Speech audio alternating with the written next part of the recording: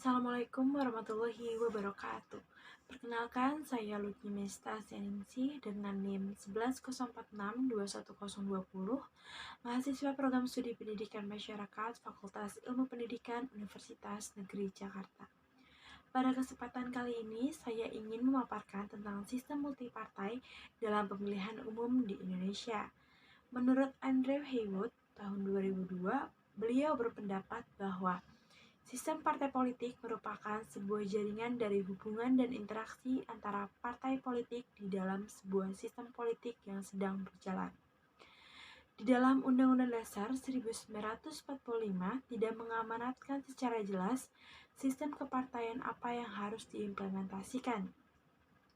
Meskipun demikian, Undang-Undang Dasar 1945 mengisyaratkan bahwa Bangsa Indonesia menerapkan sistem multipartai. Pasal yang dapat dirujuk berkaitan dengan hal ini adalah Pasal 6A ayat 2 UUD 1945 yang menyatakan bahwa pasangan calon presiden dan wakil presiden diusulkan oleh partai politik atau gabungan partai politik peserta pemilihan umum sebelum pelaksanaan pemilihan umum. Pasal tersebut mengisyaratkan bahwa Indonesia menganut sistem multipartai karena yang berhak mencalonkan pasangan calon presiden dan wakil presiden adalah partai politik atau gabungan dari partai politik. Sejak Indonesia merdeka, praktek pelaksanaan pemilihan umum pada kenyataannya telah menjalankan sistem multipartai. Pada pemilu pertama di masa Orde Baru tahun 1971, terdapat 10 partai politik termasuk partai pemerintah Golkar. Itu berkompetisi merebutkan kekuasaan. Pada tahun 1974, Presiden Soeharto melakukan penyederhanaan partai melalui penggabungan partai-partai politik.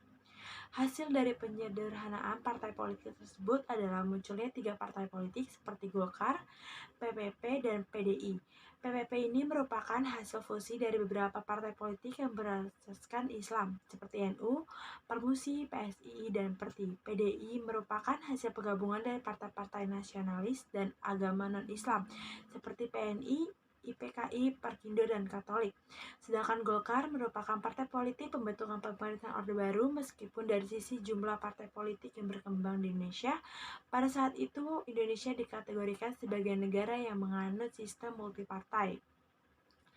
Ada juga yang menyebut bahwa sistem kepartaian ini di Orde Baru adalah sistem partai dominan jika jumlah partai yang ada adalah lebih dari 2 parpol sehingga dapat dikategorikan sebagai sistem multipartai.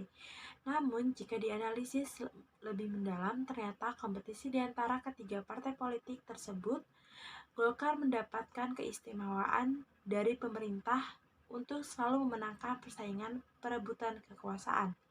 Indonesia menganut sistem multipartai. Dengan sistem pemilu yang berlaku, maka semua partai itu punya peluang untuk mendapatkan kursi baik di DPR maupun di DPRD.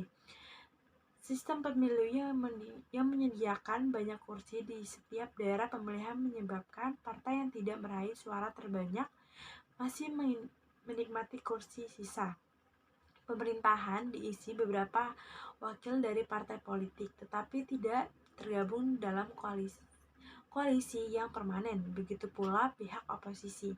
Tidak ada koalisi oposisi yang mantap. Akibatnya, kebijakan pemerintahan ditolak oleh partai politik yang notabene punya wakil di kabinet. Koalisi parpol bersatu tergantung pada isunya terwujud persaingan dan kerjasama partai politik yang tidak jelas.